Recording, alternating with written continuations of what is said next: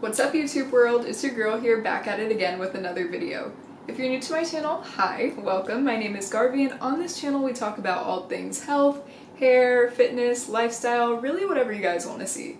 We're still refining the intro, I'll get back to you on that. Today we're going completely rogue and I am telling you guys a story of how I got kidnapped during my solo trip to Belize. Now, if you're following me on Instagram, which by the way you absolutely should be by now, if you're not, go ahead and take a second. It is linked down in the description. Do your girl a solid and follow me on Instagram. I haven't been shy about trying to get my followers up, so thank you so much in advance. So now that you've seen my Instagram, you would have seen that I recently took myself on my first ever completely solo trip to the country of Belize. And while I'm pretty well versed in travel, I've never done anything like that where I went someplace completely new, where nobody knows me and I don't know anyone, and I had an amazing time. I met so many incredible people and it was also just very reassuring to know that I can travel completely by myself and have a truly amazing time, which is why I initially didn't even want to share this story, because it was kind of just one thing that happened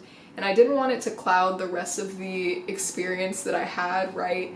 But as I was sitting down telling my coworkers about it, they were like, Garvey, you need to do a story time because, I don't know. So here we are, and hopefully you guys find it as interesting as they did. A little backstory for context: when I was first arriving in Belize, I noticed that there were two girls on the plane kind of sitting diagonal or across from me that looked to be about my age and maybe traveling as friends or something, and I initially didn't strike up a conversation with them, but as it turns out, we rented the same airport shuttle transfer service leaving the airport, and so it was just us three in the shuttle and we got to talking and exchanged socials. I was actually really disappointed to learn that they were staying on a separate island than I was for the majority of my trip, but I did have a photo shoot my last day near where they were staying, so the plan was to kind of meet up with them later, and I think that that's all you need to know for now. For my trip, and I'll actually insert a map here just so you can get an idea of the layout because it can be kind of confusing, but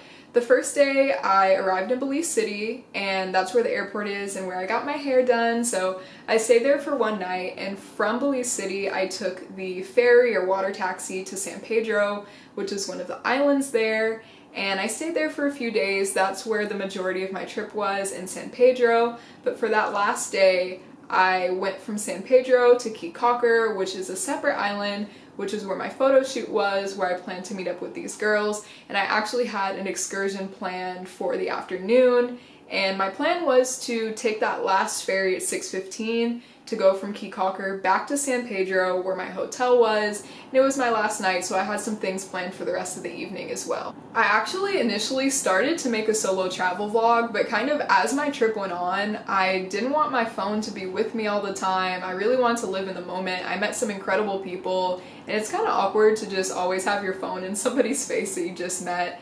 I did get some videos though, and I'm gonna try to compile together a video for you guys because it happens every time. Like when I was in Costa Rica, I started doing a vlog too and kind of fell off, so I'm gonna try to put something together with the videos that I got. So fast forward to my last full day there. My plan was to get up super early and catch one of those early morning ferries over to the island of Caye Caulker because that's where my photo shoot was. My plan was to do the shoot and then from the shoot go to the excursion and then have maybe an hour after that excursion to meet up with the two girls that I met on the plane before catching that last ferry back to San Pedro and kind of end my last night in Belize. Everything was going according to plan. I caught the early morning ferry. I was running kind of late. I was doing my makeup in the ferry, but I had an amazing photo shoot. Shout out Kylie. We were just vibing, walking around the island, and the photo shoot actually ended earlier than I anticipated, so I ended up meeting up with one of the girls that I met on the plane and just grabbing some food before my excursion. She was showing me around the island because it's a pretty small island and she had been there for a couple days already. So we were just vibing, walking around. I had brought this big change of clothes and everything, and I was walking around looking like a tourist, but that's besides the point. So after I get food, I walk over to where I'm supposed to be leaving for the excursion, and as I'm checking in, everyone I'm talking to is looking very much so confused. I'm like, hey, I'm here to check in for the half-day excursion, and they're looking at their watch, they're talking to each other, and so this kind of worries me because I already paid for the excursion like a few weeks ago. Finally, somebody comes over to me and kind of explains that I'm actually the only person that signed up for the excursion that day and they weren't gonna do it. And I was initially really bummed, but they gave me two options. The first was a complete refund, and the second was I could go to this event called Sunday Fun Day instead. And now Sunday Fun Day is this basically like huge boat party. There's games, there's drinks, there's music, and at the end at sunset they take you out on like this cruise on some boats and you swim in the ocean and you drink and you have fun. And I really wanted to do Sunday Fun Day, but I thought that I wouldn't be able to go because that last ferry to go back to San Pedro was at 6:15 and Sunday Fun Day ended after sunset. So I explained to them like, yeah, I actually really would want to go, but I don't think I can because of the ferry situation. And they were like, yeah, no worries. Somebody from our staff will actually bring you back to the island. And then from Key Cocker, you can take the ferry at 6:15. You'll just leave a little early, but yeah, we got you. Somebody will take you back. And so I was really excited because I wanted to do Sunday Fun Day anyway. It was my last night there. And actually the two girls that I met on the airplane were going to Sunday Fun Day too. So I knew some people that were going to be there and it was going to be a great time. Mind you, I was having so much fun. I was vibing. The two girls that I met on the plane were great. Okay, I think I could do one more cup of rum punch. One more. I was meeting some other people that they met during their trip and it was overall just a good time. I don't typically drink, but the rum punch was flowing. I was feeling the music. I was being friendly. It was my last night in Belize. And also, I'm not like a drinker and I initially wasn't feeling the rum punch, but I remember there was a moment where I jumped into the water and was like swimming to the other boat. And once I got to the other boat, all of the rum punch must have hit me at once. It must have all hit me at once. So by the time I got back to the other boat and the guy that had just taken a body shot off of me was like, hey, do you see that boat over there? I'm like, yeah, it was like this little speedboat. And he's like, that guy's actually going back to San Pedro. Like, you don't need to worry about catching this ferry and going back to Key Cocker. Like, he'll take you straight back to San Pedro and you can leave later. So at this point I was like, perfect, like killing two birds with one stone. He has to go back anyway. And the guy gave me a pinky promise. He was like, yeah, I'll bring you back to San Pedro.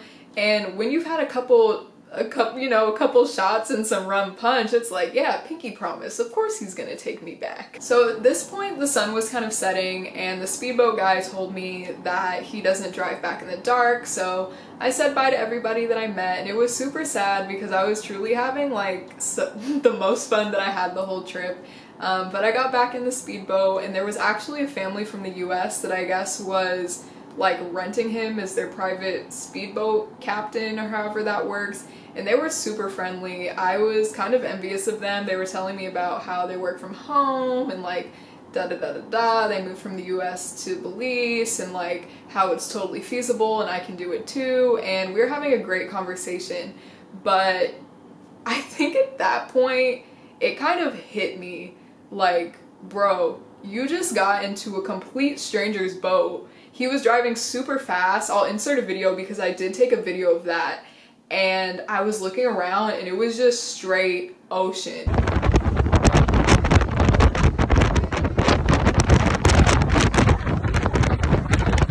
And I think at some point I must have sobered up real quick. And I looked down at my phone and I see that like my mom had been trying to text me. She sent me a screenshot of my live location and it was just me in the middle of the ocean. And I'm like, what did I just do? So eventually we get to the dock and I'm like, cool, like we're gonna get out. And the speedboat guy is like, no, I'm just dropping them off and then we're gonna go to like the actual port, like where I'm gonna park my boat. And so everybody else gets out of the boat and it's just me and speedboat guy. After driving for like 15 minutes in the straight pitch black ocean, we do actually come back to the dock near where I parked my golf cart and where like the ferries depart from. And we get there and he's like, yeah, I want to park my boat. Do you want to go out for dinner? And I kind of explained to him like, it's my last night here. I wanted to dress up and go to a fancy dinner. And you know, I've been swimming and partying and I kind of just want to go back and take a shower. but he tells me that he knows the owner of this sushi restaurant and it'll be a great time, just trust me, and like I was gonna eat anyway, might as well go out to eat with him, right? So I'm still pretty drunk and this random guy took me home on a speedboat and I'm waiting for him to come back. But if I get kidnapped, this is his place. You guys watch out for me.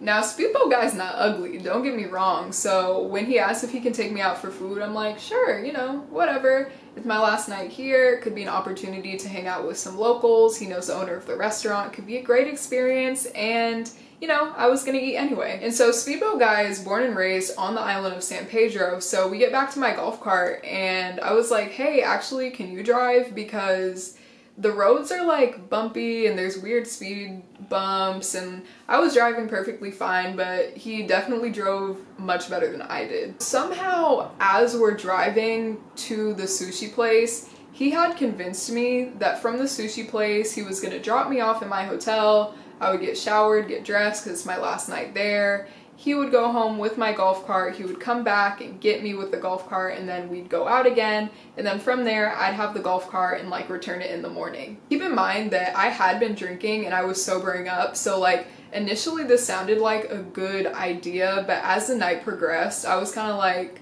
why would I let a stranger have like my golf cart rental, and like he doesn't need to know which hotel I'm staying at, and like, you know, I'm sobering up as the night is progressing. So as we're getting closer and closer to the sushi place, I'm looking at the map on my phone and I'm noticing that the sushi place is in the complete opposite direction from where my hotel is. And now this wouldn't be an issue, but my phone was about on 20%.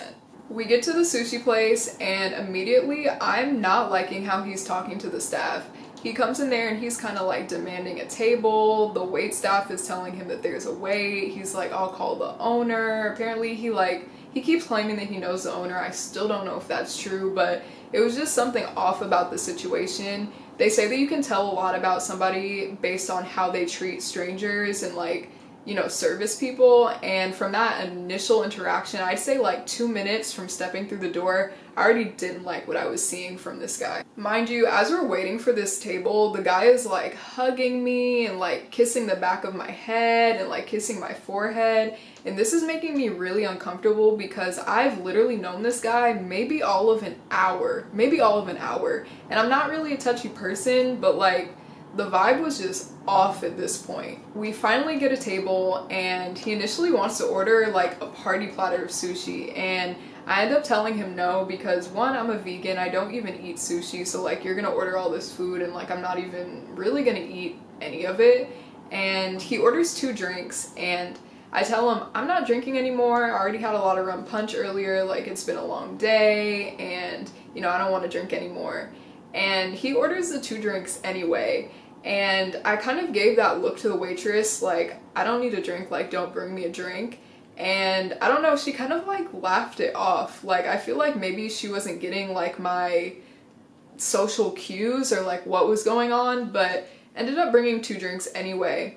And I could tell he was getting irritated with the fact that I wasn't drinking the drink, even though I had already told him I'm not drinking. And I stood by that too. Like I'm not a big drinker as is, and based on just the few interactions I had seen in the last few minutes, like I wanted to sober up as quickly as possible, really. So he's drinking the drinks and he's telling me about how he had 80,000 followers on Instagram and he cut his hair and lost 40,000. Now if I showed you this man's Instagram, he never had 10,000 followers, fam. And at that point I was still like a little tipsy and I called him out. I was like, I don't believe you, I don't think you had that many followers, because I was looking through his Instagram and like the numbers weren't adding up and he was cap. I called him on it and I can tell that like his ego was being like chipped away at slowly. Like I didn't want to drink the drink.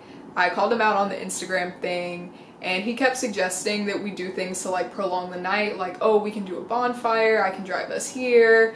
And then I told him, like at this point he kept trying to make plans to extend the night, and at some point I was like, yeah, I just want to go home after this, to be honest.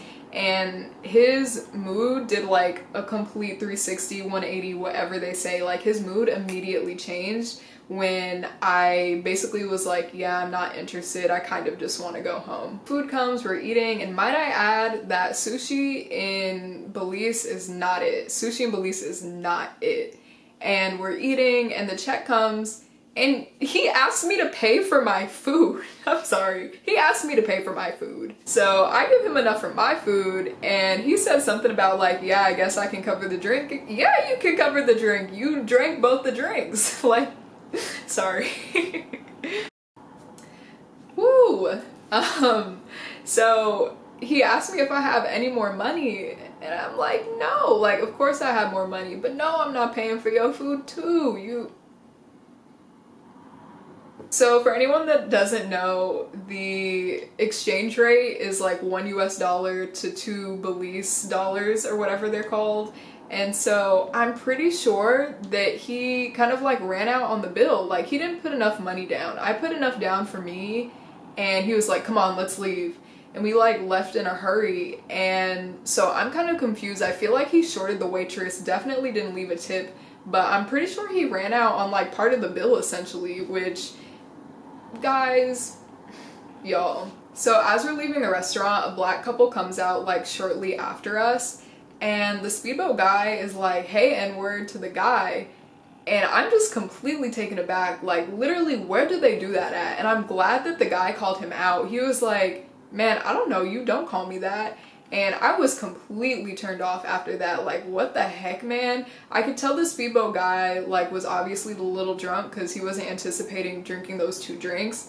But from there, he brings me to this actually really nice, like, game spot that has vintage games, and I didn't think there was anything like that in Belize, and I would have loved to stay longer, but we got out, walked around, and at that point, I was completely turned off. My phone was actually also probably about 10%, so he didn't know that, but I was trying to leave as quickly as possible just because I was starting to understand like the severity of the situation. And I don't know what he could have thought at this point, but he was really upset when I said I just wanted to leave. Like, I kept reiterating, I just want to go, like, take me back. It was really my golf cart, so I should have just took it and left, but it was really like this weird situation because he was born and raised on this small island, and it was dark. I don't know where anything is, and so I just feel like I was put in like I put myself in a really kind of like strange situation. So after a while, I think that we're on the way back to the hotel, and at this point he keeps saying like, oh, I'll just come into your hotel, and I'm like, yeah, the hotel actually doesn't allow outside guests. And at this point I had like WhatsApp the rental company. I was like, yeah, the guy's gonna be there to pick up the rental as soon as we get there. So we're driving, and I'm trying not to look at my phone too much because my phone was about to die, but I looked at my phone and the rental guy was like, hey, I'm here, where are you? So I knew that a lot of time had passed, and we're driving, and speedboat guy is like getting progressively more angry. He's driving super erratic. I don't know if it's because he was drunk or because he was angry or what, but he was like pulling up on people, speeding around people, and it was really just like an unsafe environment to be in general. He kept like pulling over to pee. He kept trying to kiss me, and I kept telling him like, I don't kiss strangers, and he's like, you won't even look at me, and I'm like, I just want to go home. And it was really an uncomfortable situation to be in. He kept like pulling over, slowing to a stop, and then would speed up and keep going. And at one point he pulled over to like a convenience store that was closed and got a cigarette. And he was like, do you mind if I smoke? And I'm like, yeah, I actually do mind. I don't smoke cigarettes. And he's like, I don't smoke cigarettes either, but this situation really has me stressed. And he goes on, he proceeds to tell me like how he's angry, how he's stressed. He's not really saying like what he's stressed about or what he's stressed with. And so I'm asking him like, what has you so stressed? And he kind of just like skirts around the question and then starts smoking, even though I just told him not to. And it was really, really just like a weird situation. So I'm looking at my phone, which is now on 3%, and I see that we're still not really going in the direction of my hotel. So I have my phone about to die. The golf cart rental person is hitting me up like, where are you at? He's not really going in the right direction. And at this point, I'm really starting to panic. And to make matters worse, like, it is dark, but there are a few people out on the street, and I feel like I'm trying to give like clues, like hints, like through my eyes, like, bro, help me, like I don't even really know this guy. And it was just so uncomfortable, and I'm starting to panic for real. I'm starting to panic for real, but not to the point where I jump out of the car, but I'm just trying to be cognizant of the fact that my phone is on 3%, then it's on 2%, and I'm pulling up the map and like trying to see where we're going, and it just honestly becomes too much. And at this point I'm thinking like, he's not driving that fast. Worst case scenario, he tries to like touch on me again, I'm just gonna jump out of the golf cart. I paid cash deposit. They took my driver's license, but really, like, what can they do? I'll call up the company. Like, I don't know. I'm weighing all the options in my head. And while all of this is going on, the speedboat guy keeps making little remarks that are really making me uneasy. He's like, I'm not gonna be an a-hole. I said that I would take you home. And then he does like this little chuckle, and he's like, yeah, I don't want to be an a-hole. And I told you I would take you home, so I guess I have to take you home. I'm like, what does this mean? Like, it's very ominous. What are you saying? Like, you're not really gonna bring me home? Like, what's happening now for real? So we're driving in the dark. He's saying all of these things that aren't really making sense. I'm not sure if he's drunk. I'm not sure if he's crazy. Again, I've only known this guy for like an hour. My phone is on 2%, I kid you not, and somehow by the grace of God, we end up pulling up on my Airbnb, and I'm not even sure if he knew where my Airbnb was or what, but we end up pulling up on my Airbnb. So we pull up to my Airbnb and come to like a halt. Till this day, I don't know if he actually intended to bring me back to my Airbnb or if we just happened to come across it, but the golf cart rental guy was outside and 2 security guards from my hotel were outside. By the grace of God, guys. If they weren't there, I really don't know what would have happened, because we pulled up to such a quick stop. I was like, oh, it's right there. He looked at me. I think he like gave me a glance. He took his stuff and walked away into like the night. I kid you not. I can't make this stuff up. I gave the golf cart guy the keys, and I intended to have a conversation like, hey, this dude just kind of like took me for a ride. I don't even know him. But the guy just kind of took the keys and left, and the security kind of was like, have a good night. So it was just a crazy situation, to say the least. I really don't know like what the outcome would have been if those people weren't there right at the entrance when we pulled up. And I got into my hotel and I was really shaken up, to be honest. My coworkers were like, I don't know how you remain so calm, but honestly I think it was the drinks, that liquid courage, because I got in and I was kind of like, what the heck? And me and Speedboat Guy had exchanged Instagrams as we were eating sushi when I was like calling him on his stuff, and I looked and he had the audacity to like DM me, and he said something like hi, or like, what are you doing? And I don't know, it was just not a vibe. And my last night there, I was kind of mad at myself for putting myself in that situation to begin with. Like, I didn't have to go out to eat with him, and I don't know, it taught me a valuable lesson though, because it was my first experience solo traveling. And I really don't know what the outcome would have been if those security guards and the golf cart guy weren't at the front. But I lived to tell the story, and I guess that's all that matters. Anyway, I'm gonna try to put together a vlog from the rest of my trip, which was much more pleasant, and that day was pretty pleasant up until that point, to be honest. But if you enjoyed this story time, please give me a thumbs up, go ahead and subscribe. Don't forget to follow me on Instagram, please. I'm trying to get my followers up. My goal is 10K, and it's not looking like 10K right now. So thank you again for watching all the way through, and I'll see you in the next video. Bye!